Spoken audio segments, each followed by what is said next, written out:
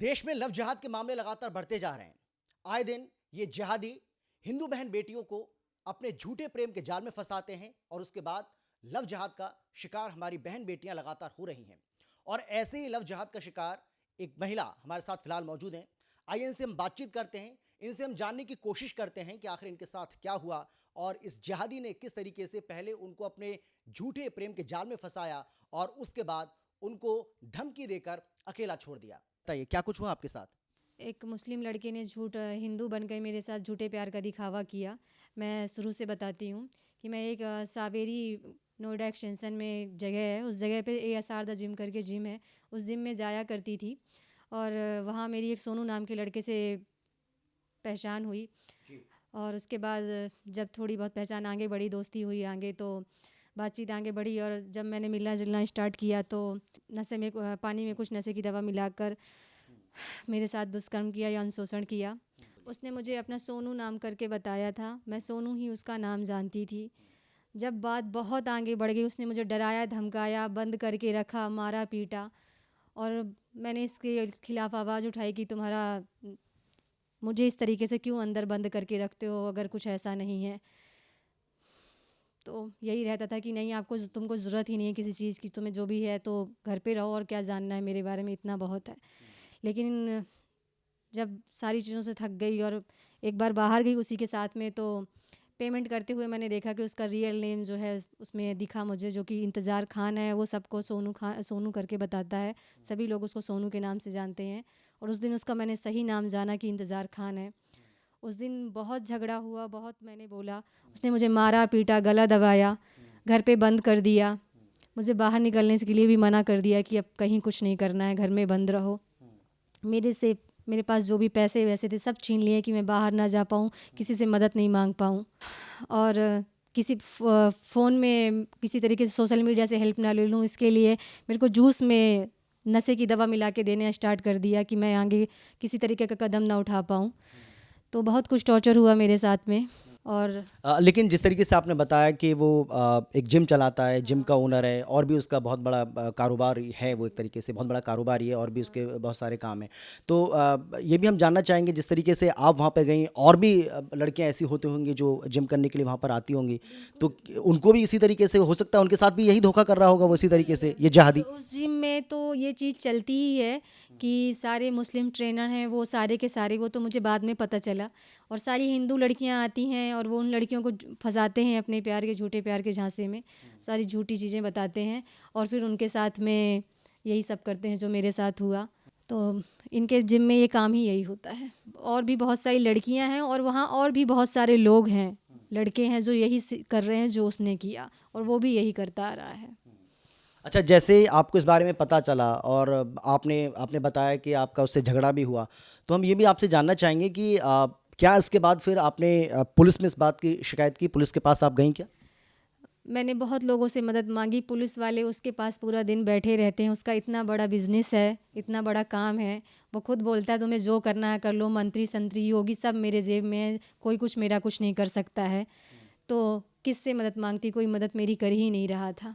तो मुझे ये पता भी ऐसे चला कि वो मुस्लिम है, कोई भी उसके अगेंस्ट कभी जाना ही नहीं चाहता। वो तो सिर्फ ऐसे पता चल गया कि कहीं पेमेंट हो रही थी तो देख लिया मैंने कि ये है। अच्छा, उसके साथ क्या आपको लग रहा है कि और भी कुछ लोग हो सकते हैं? एक बहुत बड़ा एक नेटवर्क है जो एक ये काम कर रहा है। हो सकता है कि उसके और कुछ 4-6 यार दोस्त हों जो उसके साथ इस पूरे काम को अंजाम दे रहे हों। ऐसा लग रहा है क्या आपको? बिल्कुल बिल्कुल मुझे ऐसा। और जब मेरे साथ ऐसा हुआ और मैंने जानना शुरू करा, देखना स्टार्ट किया कि ये लोग करते क्या हैं, मुझे हर तीसरे इंसान के साथ यही पता चला जो उसके साथ लोग रहते हैं कि उनका काम यही है, हिंदू लड़कियों को झूठे प्यार में फंसाना, उनके साथ खिलवाड़ करना, टिश्यू पेपर समझना, जब तक मन में रहा उनको यूज करना, फिर उन्हें टिश्यू पेपर समझ के यूज एंड थ्रो करके फेंक देना।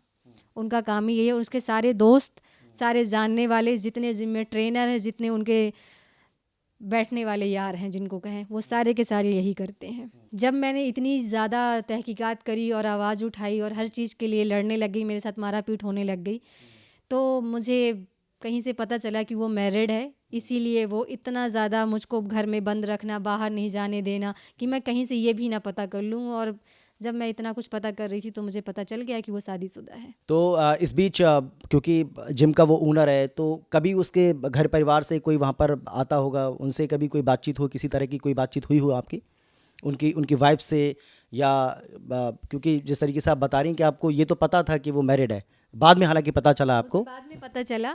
और आपको अगर पता होगा कि ये हिंदू लड़कियों को ये लोग ताड़ते हैं, देखते हैं और अपनी बहन बेटियों को ये घर में बंद रखते हैं क्योंकि उन्हें अपने घर की इज्जत समझते हैं। तो मेरा कभी ऐसा नहीं हुआ कि मैं उसकी किसी बहन से मिलूं या फिर उसकी वाइफ से मिलूं। तभी मुझे पता नहीं चला कि ये लोग हैं क्या, क्योंकि ये तो अपनी बहनों को कभी लाते ही नहीं है वहाँ। वो तो सिर्फ उन्होंने जो जिम खोल रखे हैं इसीलिए कि हिंदू लड़कियां आएँ और यहाँ ये सारी चीज़ें हों। लेकिन जिस तरीके से आप बता रही हैं कि और भी लड़कियों के साथ वो इसी तरीके से धोखा कर रहा है, तो कोई और ऐसी लव जिहाद का शिकार कोई ऐसी हिंदू बेटी, कोई ऐसी महिला आपके उसमें है क्या जो इसी तरीके से प्रताड़ित हो, परेशान हो? सिर्फ देखा है वहाँ कि वहाँ लड़कियाँ इस तरीके से झूठे प्यार के दिखावे में पड़ी हुई हैं, लेकिन मैं किसी का नाम नहीं जानती हूँ। और एक क्या, मैंने वहाँ 10 ऐसी देखी हैं जो यही सब कर रही हैं वहाँ, और सारे लड़के कर रहे हैं। तो बस मैं नाम किसी का नहीं जानती हूँ क्योंकि मुझे बात ही करने की कभी वो ही नहीं दी गई, परमिशन ही नहीं दी गई कि मैं बात करूँ। अगर मैं किसी से बात करने की कोशिश भी करती थी तो तुरंत आकर, अब तुम अपना काम करो, तुम्हें किसी से बात करने की क्या ज़रूरत है। तो मेरी बात कभी किसी लड़की से नहीं हुई। लेकिन हाँ, मैं देखा करती थी कि जब मेरे को मेरे बारे में पता चल गया कि इसने मुझे धोखा दिया, तो मैंने औरों को भी देखा कि ये औरों के साथ भी यही कर रहे हैं वहाँ। तो कभी क्या क्योंकि आजकल तो हम देख रहे हैं ये जिहादी किस तरीके से अपने कामों का अंजाम दे रहे हैं, आफताब ने क्या किया, और आफताब के अलावा और भी देख रहे हैं, बहुत सारे नए मामले इसके बाद भी आए सामने आए।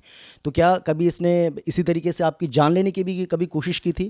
क्योंकि जिस तरीके से उसका जब पर्दाफाश हो गया, उसको पता चल गया कि उसकी जो असली सच्चाई है वो आप जानते हैं, तो क्या उसके बाद कभी कुछ ऐसा जो आपके साथ मारपीट की हो और आपको लगता है कि ये मेरी जान लेने की कोशिश कर रहा है? के साथ ये केस हुआ तो श्रद्धा की कहानी और मेरी कहानी एकदम सेम। बस इसमें ये है कि वो शायद से वो आवाज़ नहीं उठा पाई।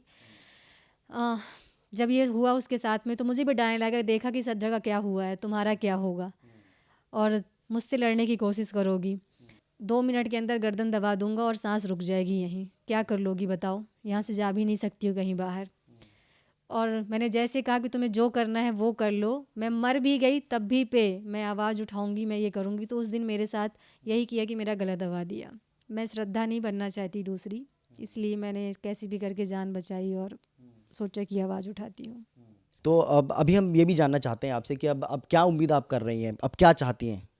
मैं ये चाहती हूँ कि जो ये लोग करते हैं लड़कियों के साथ, हिंदू लड़कियों के साथ, ये मुस्लिम्स लड़के, झूठा दिखावा, प्यार का नाम नहीं बताना, और जब वो लड़कियां प्यार में पागल हो जाती हैं उनके, श्रद्धा जैसे, मेरे जैसे, सब कुछ छोड़ देती हैं, अपने बड़ों की बात नहीं सुनती हैं, आगे निकल जाती हैं। एक दिन वो श्रद्धा जैसे 35 टुकड़ों में कट जाती हैं या फिर मेरे जैसे ऐसा हाल होता है।